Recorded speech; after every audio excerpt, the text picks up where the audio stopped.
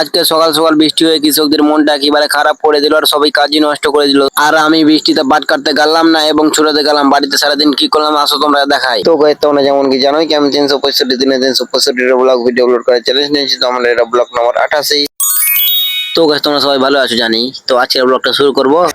নেই মানে আমাকে চ্যালেঞ্জ কমপ্লিট করতে হবে। গাইস ওদের কথা শুনলে হবে না। হ্যাঁ তাড়াতাড়ি আজকের ব্লগটা শুরু করছি। হ্যাঁ একদম আগে গাইস শিকারি না করছে আগে কিন্তু সামলে এলাম আমি মেরে দেবো আজকে। ছাড়ো গাইস আগলা পাগলার কথা বাদ দাও, চলো আজকে লাইভ জার্নি ব্লগটা শুরু করা হোক। ये बड़ी अच्छी बात कही आप। তো গাইস তোমরা তো দেখেছিলে সকালবেলা অনেক অনেক বৃষ্টি পড়ছিল, তার জন্য কিন্তু আমি মোবাইল নিয়ে যাইনি পাট কাটতে। সকালবেলা সুন্দর পাট কাটতে চলে গিয়েছিলাম আর এসে এদিকে আমি মদনদার টোটো ঘুরতে চলে আসলাম বাগানের দিকে। আমরা বাগানের দিকে আসলাম আর এইদিকে আকাশের দিকে দেখো হেভি জোরে মেঘ উঠিয়ে দিয়েছে। গাইস তোমরা দেখতেই পারছো আমাদের এখানে কিন্তু ঝড় উঠিয়ে দিয়েছে। তোমরা একটু পর দেখালাম কি জোরাল জোরাল বৃষ্টি উঠিয়েছে।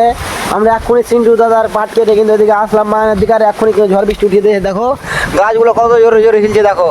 আর এখানে আছে মদন দা, আর এখানে আছে টুটু কাকু আর আমি। এখন স্যান জ্যান করে একটু আমরা বাগানের দিকে বেরোলাম আর জোরে জোরে হাওয়া পড়তে গিয়েছে। আর মদন দা দেখো এখানে পাক্কা বই পেলেছে গাছ। এখন তো কোনো বইয়ের সিন নাই। এই যে দেখো এই যে বইয়ের গাছটা দেখতে পাচ্ছ, এই গাছটাতে মদন দা এখন পাক্কা বই পেলো। এখন কোনো বইয়ের সিন নাই। তোমরা তো জানো এখন বৃষ্টির দিন একটা বই পেলো। দেখো তো দাদা এই যে দেখো পাক্কা ভরে বেরিয়েছে গাছ এই সমাতে।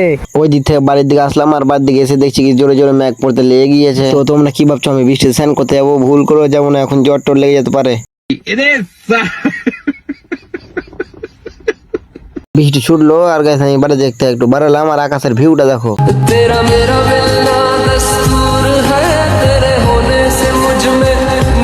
এমন করতে করতে গিয়ে সন্ধ্যা লেগে গেল আর সন্ধ্যাবেলা কিন্তু সিঙ্গুরার দোকান চলে আসলাম চিনি সুজি এগুলো নিতে, কারণ কি আমার বৌদি আজকে তালের বড়া বানাচ্ছে।